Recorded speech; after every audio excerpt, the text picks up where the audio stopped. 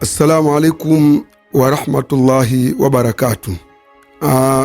Mimi niko mbele yako leo ni ule Sheikh Ali Abdalla Kambangwa. Niko katika kile kipindi kinachoitwa Maisha ni Fumbo. Katika kipindi chetu kinachoitwa Maisha ni Fumbo, ambacho kipindi hiki pia huwa kinarushwa kupitia chaneli yako pendwa, chaneli ambayo inaitwa Face TV TZ. Na kuomba usubscribe na ulike na comment ili uendelee kupata mafundisho mazuri na ushauri kutoka kwangu Sheikh Ali Abdalla Kambangwa. Ndugu yangu mtazamaji na msikilizaji wa Face TV TZ, leo niko mbele yako kwa ajili ya kukuletea ujumbe. Ujumbe huu nawaletea na utuma kwa jamii ya Kitanzania na dunia nzima, lakini pia ujumbe huu naomba umfikie Wema Sepetu. Ujumbe huu ni hasu, ni kwa ajili ya jamii na kwa ajili ya Wema Sepetu. Ujumbe wangu wa leo unasema hivi: binadamu hupimwa kwa utu wake, si kwa kile ambacho Mwenyezi Mungu hakumjalia. Kukosa mtoto sio fedheha, bali ni mtihani wa maisha kama ilivyo mitihani mingine kama vile afya, mtihani wa kipato au mahusiano. Mwenyezi Mungu Subhanahu wa Ta'ala ndiye muumba wa uzazi, na humpa amtakaye na humziwia amtakaye kwa hekima isiyopimwa kwa akili ya mwanadamu.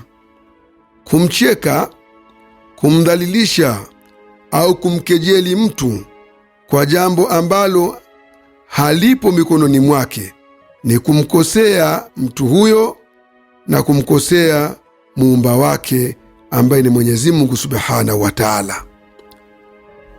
Ndugu zangu, jamii, uzazi si kipimo cha heshima ya mwanadamu. Thamani ya mtu iko katika tabia, mchango na utu wake katika jamii. Wapo waliozaa lakini wakashindwa kulea.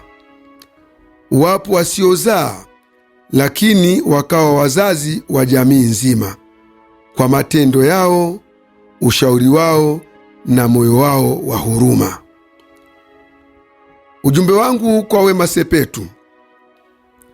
Wema Sepetu nasema hivi na kushauri: simama kwa utu wako, kwa sababu heshima haipokei ruhusa ya mitandao.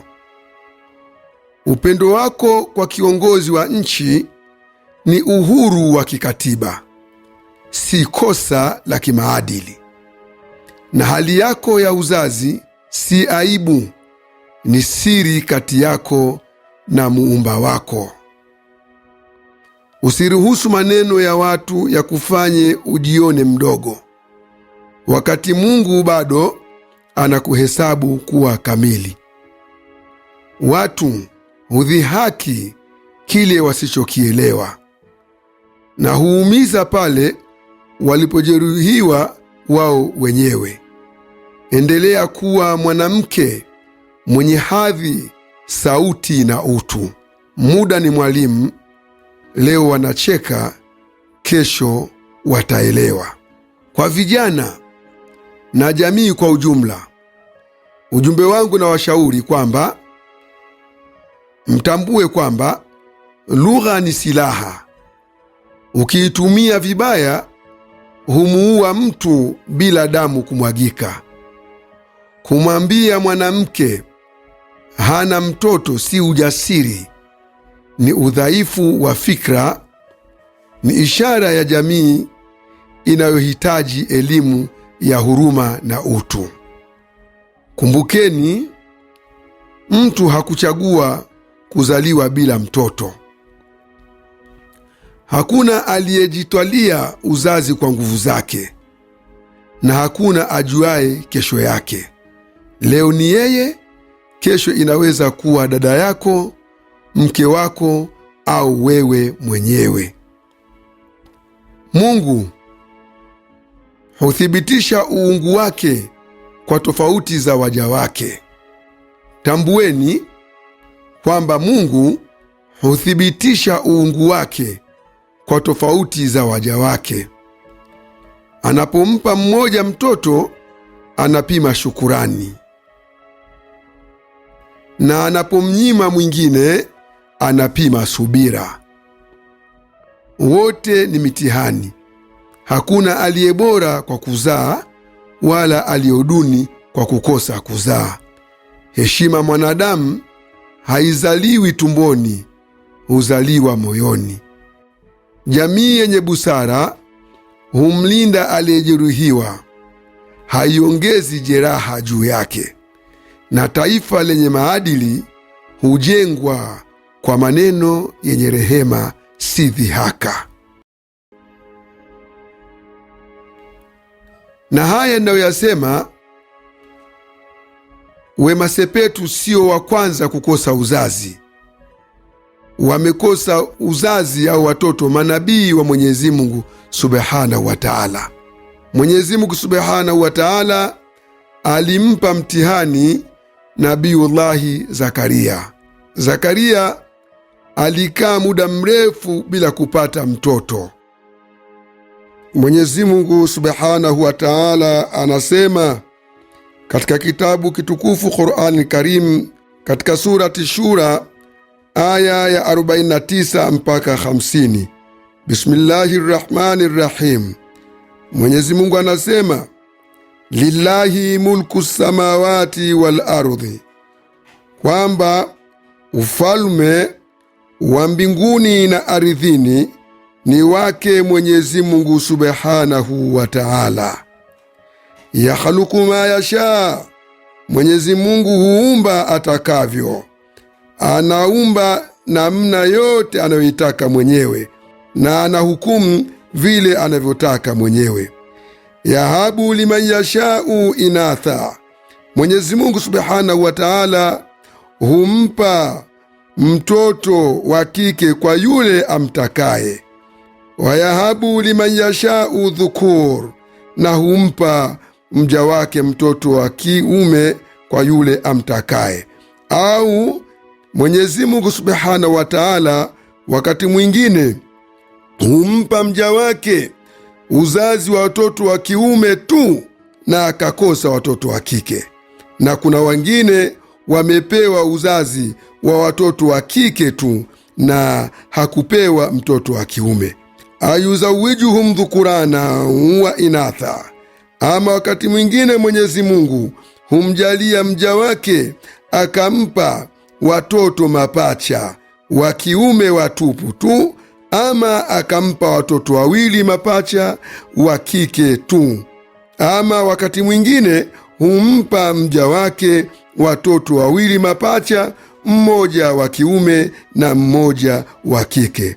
Wayajaalu man yashau aqima, na Mwenyezi Mungu Subhanahu wa Ta'ala humjalia mja wake mwingine kumpa utasa, yani mja huyo akawatasa, maana yake hana uzazi. Innahu alimun qadiru, Mwenyezi Mungu yeye ndio mjuzi na ndio mwenye uwezo. Aya hizi zinabeba hekima kubwa kuhusu qadar na maamuzi ya Mwenyezi Mungu Subhanahu wa Ta'ala katika suala la watoto kuwa ni neema, na maamuzi yake Allah si kipimo cha thamani ya mwanadamu. Aya hii inatuthibitishia wazi kuwa kukosa uzazi ni maamuzi ya Mwenyezi Mungu Subhanahu wa Ta'ala, si kosa la mwanadamu.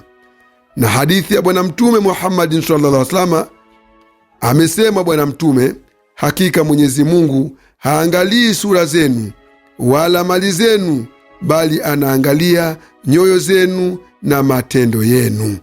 Hii ni dalili kwamba thamani ya mtu haiko kwenye kizazi, sura wala hadhi, bali iko kwenye moyo na mwenendo. Kwa hiyo nikimalizia kisa hiki cha Nabiullahi Zakaria alayhi salam ambao kimetajwa katika Qur'ani, Qur'ani inamtaja Nabii Zakaria alayhi salam ambaye kwa muda mrefu hakuwa na mtoto, akazeeka na mke wake akiwa tasa. Hakudharauliwa na Mwenyezi Mungu, hakupunguzwa hadhi yake ya unabii, bali aliendelea kuwa nabii, mcha Mungu na kiongozi wa watu. Baadaye kwa hekima ya Mwenyezi Mungu Subhanahu wa Ta'ala alimpa mtoto ambaye aliitwa Nabiullahi Yahya alayhi salam. Kisa hiki kinatuthibitishia kuwa kukosa mtoto hakupunguzi heshima. Subira huinua daraja. Kinatukumbusha pia Mungu hufanya mambo kwa wakati wake, si kwa wakati anayotaka mwanadamu. Kwa hiyo ndugu zangu, jamii yote wa Tanzania, tutambue kwamba mtu anapomdhalilisha mwenzake kwa kile Mungu alichokizuia, huwa kwa hakika anampinga Mwenyezi Mungu kwa kauli yake. Na hekima nyingine, watu hudhihaki jeraha wasilolivaa, lakini Mwenyezi Mungu huwaheshimisha waliobeba mzigo kwa subira. Hitimisho langu la mwisho la kimaadili: uzazi ni neema, si haki ya kudai.